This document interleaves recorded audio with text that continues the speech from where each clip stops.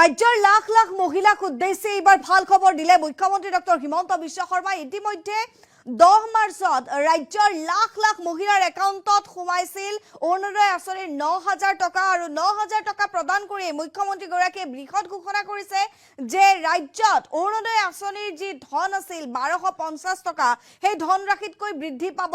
1250 টকা নহয়, ইয়াতকৈ অধিক ধন লাভ কৰিব অৰুণোদয় হিতাধিকাৰীয়ে।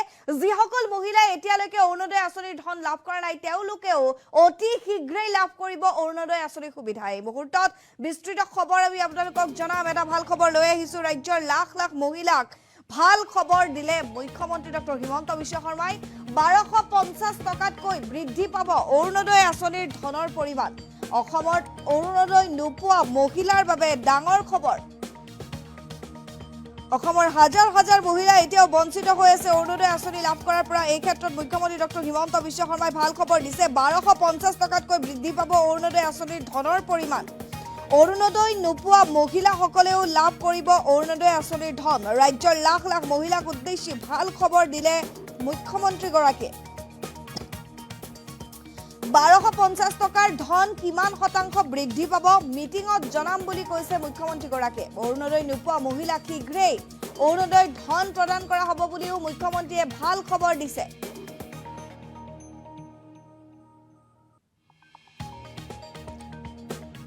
খবৰ এই মুহূৰ্তত জনাই আছো, ৰাজ্যত অৰুণোদয় আঁচনিৰ ধনৰ পৰিমাণ বৃদ্ধিক লৈ ঘোষণা মুখ্যমন্ত্ৰীগৰাকীৰ। 1250 টকাতকৈ বৃদ্ধি পাব অৰুণোদয় আঁচনিৰ ধনৰ পৰিমাণ।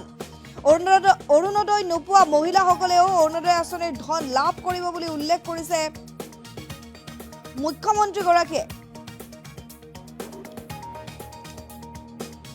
বৃদ্ধি পাব 1250 টকাৰ পৰা অৰুণোদয় ধনৰ পৰিমাণ। অসমত এতিয়াও 10% মহিলাই অৰুণোদয় পোৱা নাই, সেইসকল মহিলাকো অহাবাৰ অৰুণোদয় দিয়া হ'ব। 1250 টকাৰ পৰা ধন কিমান শতাংশ বৃদ্ধি পাব নিৰ্বাচনী প্ৰচাৰ সভাৰ মিটিঙত মই জনাম বুলি উল্লেখ কৰিছে মুখ্যমন্ত্ৰীগৰাকীয়ে। মন্তব্য আহি পৰিছে আমাৰ হাতত, মন্তব্য শুনি লওঁ।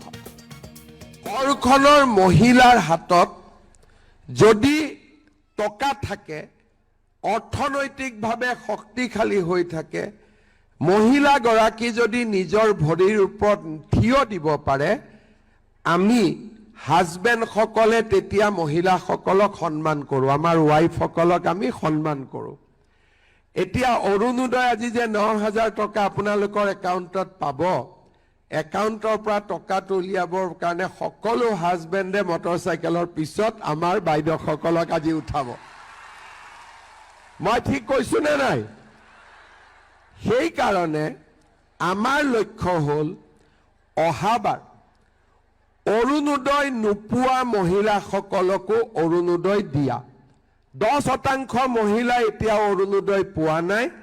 আমি অৰুণোদয়ৰ সংখ্যা বঢ়াব লাগিব আৰু অৰুণোদয় টকাৰ পৰিমাণো বঢ়াব লাগিব। বছৰৰ মূৰে মূৰে টকাৰ পৰিমাণো বাঢ়ি যাব লাগিব।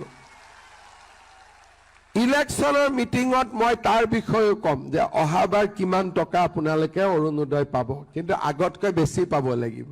ঘৰখনৰ মহিলাৰ হাতত যদি টকা থাকে, অৰ্থনৈতিকভাৱে শক্তিশালী হৈ থাকে, মহিলাগৰাকী যদি নিজৰ ভৰিৰ ওপৰত থিয় দিব পাৰে, আমি হাজবেণ্ডসকলে তেতিয়া মহিলাসকলক সন্মান কৰোঁ, আমাৰ ৱাইফসকলক আমি সন্মান কৰোঁ। এতিয়া অৰুণোদয় আজি যে 9,000 টকা আপোনালোকৰ একাউণ্টত পাব, একাউণ্টৰ পৰা টকাটো উলিয়াবৰ কাৰণে সকলো হাজবেণ্ডে মটৰচাইকেলৰ পিছত আমাৰ বাইদেউসকলক আজি উঠাব। মই ঠিক কৈছো নে নাই? সেইকাৰণে আমাৰ লক্ষ্য হ'ল অহাবাৰ অৰুণোদয় নোপোৱা মহিলাসকলকো অৰুণোদয় দিয়া। 10% মহিলা এতিয়াও অৰুণোদয় পোৱা নাই। আমি অৰুণোদয়ৰ সংখ্যা বঢ়াব লাগিব আৰু অৰুণোদয় টকাৰ পৰিমাণো বঢ়াব লাগিব। বছৰৰ মূৰে মূৰে টকাৰ পৰিমাণো বাঢ়ি যাব লাগিব। ইলেকশ্যনৰ মিটিঙত মই তাৰ বিষয়েও ক'ম যে অহাবাৰ কিমান টকা আপোনালোকে অৰুণোদয় পাব, কিন্তু আগতকৈ বেছি পাব লাগিব। ঘৰখনৰ মহিলাৰ হাতত যদি টকা থাকে, অৰ্থনৈতিকভাৱে শক্তিশালী হৈ থাকে, মহিলাগৰাকী যদি নিজৰ ভৰিৰ ওপৰত থিয় দিব পাৰে, আমি হাজবেণ্ডসকলে তেতিয়া মহিলাসকলক সন্মান কৰোঁ, আমাৰ ৱাইফসকলক আমি সন্মান কৰোঁ। এতিয়া অৰুণোদয় আজি যে 9,000 টকা আপোনালোকৰ একাউণ্টত পাব, একাউণ্টৰ পৰা টকাটো উলিয়াবৰ কাৰণে সকলো হাজবেণ্ডে মটৰচাইকেলৰ পিছত আমাৰ বাইদেউসকলক আজি উঠাব। মই ঠিক কৈছো নে নাই? সেইকাৰণে আমাৰ লক্ষ্য হ'ল অহাবাৰ অৰুণোদয় নোপোৱা মহিলাসকলকো অৰুণোদয় দিয়া। 10% মহিলা এতিয়াও অৰুণোদয় পোৱা নাই। আমি অৰুণোদয়ৰ সংখ্যা বঢ়াব লাগিব আৰু অৰুণোদয় টকাৰ পৰিমাণো বঢ়াব লাগিব। বছৰৰ মূৰে মূৰে টকাৰ পৰিমাণো বাঢ়ি যাব লাগিব। ইলেকশ্যনৰ মিটিঙত মই তাৰ বিষয়েও ক'ম যে অহাবাৰ কিমান টকা আপোনালোকে অৰুণোদয় পাব, কিন্তু আগতকৈ বেছি পাব লাগিব। ঘৰখনৰ মহিলাৰ হাতত যদি টকা থাকে, অৰ্থনৈতিকভাৱে শক্তিশালী হৈ থাকে, মহিলাগৰাকী যদি নিজৰ ভৰিৰ ওপৰত থিয় দিব পাৰে, আমি হাজবেণ্ডসকলে তেতিয়া